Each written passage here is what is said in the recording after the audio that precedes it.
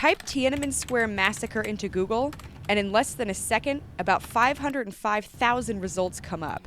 Most are not flattering to the Chinese government. Beijing's Bloody Sunday is history now, but there are visible reminders everywhere of the shocking massacre that occurred here. Do the same with Ukraine invasion, and about 115 million results are returned, many with negative coverage of the Russian government. This is the result of a free and open internet, but it's a freedom some countries would suppress if given the chance. The most important thing is to make sure that the internet stays open, free, and a vehicle for economic viability and vitality that it's served for the past 20 years. I think we should probably put in... Brett Schaefer is a senior fellow in international regulatory affairs at the Heritage Foundation. He says a number of countries already censor the internet within their own borders and would like to stifle free speech and political dissent internationally. There are a number of countries out there that don't have the same kind of values and principles we do in terms of valuing people's ability to say and right to say what they want and what they think. They want to censor the internet. They want people not to have access to other people's ideas. They want to look at their political dissenters in their own country and say that you shouldn't have a voice. Bringing this issue to light is a decision by the U.S. government to get out of the internet oversight business.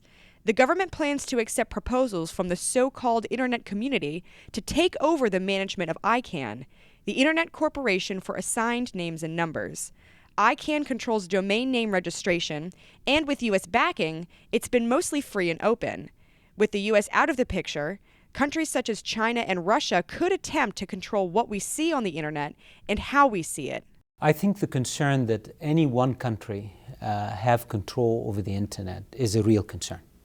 Fadi Shahadi is the president of ICANN. In an exclusive interview with the Foundry, Shahadi made the case that due diligence should alleviate these concerns. We must make sure that ICANN will not fall captive to any one government. And we will do that. We will build mechanisms that ensure that happens. We will build processes that will give us early warnings of any of this happening. And frankly, if we don't get these in place, I would hope that the U.S. government will send the proposal back to the community for more work. And if they don't, I will. Brett Schaefer believes that trusting the international community to govern ICANN would negatively impact a free and open internet. When Mr. Shahadi says that the concern that one country has control over the internet is a real concern, in effect what he's saying is that there are those countries out there complaining that the U.S. has control over the internet have a legitimate gripe. And I think it's preferable that no country have that kind of control, or any group of countries or the United Nations, and indeed that's the goal of the United States. But what you have to remember is that over the past 15 years, the internet has been free, it has been open, and it has been growing at a marvelous rate. And that's all been under the oversight of the United States.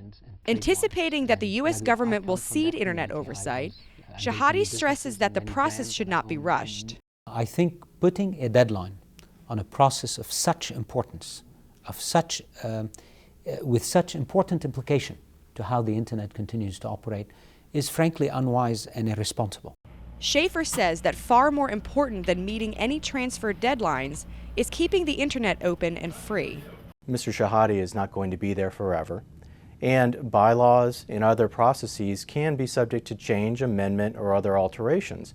And before we hand the baton over entirely to ICANN, the United States needs to be sure that whatever processes and protections are in place are not going to be subject to change and cannot be undermined in a way that's going to threaten the very medium that we're trying to preserve.